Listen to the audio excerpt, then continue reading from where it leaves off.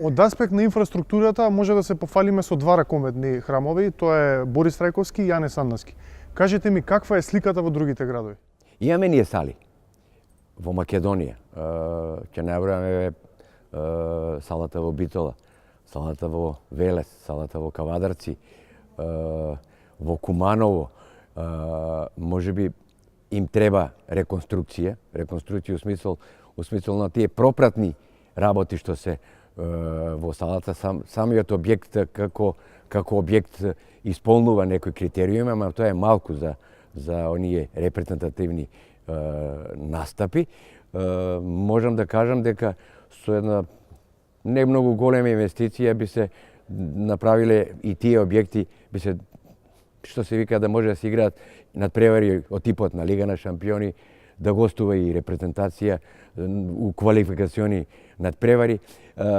Може би ќе кажам дека едини проблем за повеќето сали во Македонија е тоа греење на тие сали, што мора подхитно да се реши. Познавајќи ги работите од оваа гледна точка, колку ја ги знам, фалат сали, поготово во Скопје. Значи има многу клубови, има многу школи, тие деца сите тренираат у сали за физичко, каде што димензии за ракомет нема. Нема сали и да сакаат да изнајмат сала или да најдат, нема. Ние имаме проблем до 2008 година отворија Борис Трајковски и ние немавме сала од овој тип, што значи тоа е останато, сега ја така викам, од времето од бившата држава, уште кога сите има објекти како Борис Трајковски, ние го имавме само Кале, кога сите направија објекти од 15-20 илјади публика во Београд, Загреб или Љубљана, ние направивме сала за 6.000. Секој клуб си има школа, секоја сала и секоја општина, да кажем, дека има уште по една-две школи, све е тоа одлично. Значи, се е тоа на таа произлезено на таа масовност на деца кои тренираат ракомет, но во моментов мислам дека кадарот ќе биде голем проблем, затоа што има повеќе деца од тренери кои може да...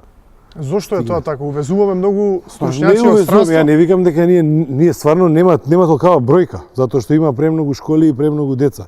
Сите тренери кои се тренери имаат во моментов работа негде во Македонија, дали по клубови или по школи, но има премногу деца и треба малце да се поработи на тоа, да имаме малце поголем кадар, затоа што во моментов имаме недостаток во однос на деца, тренери се малце.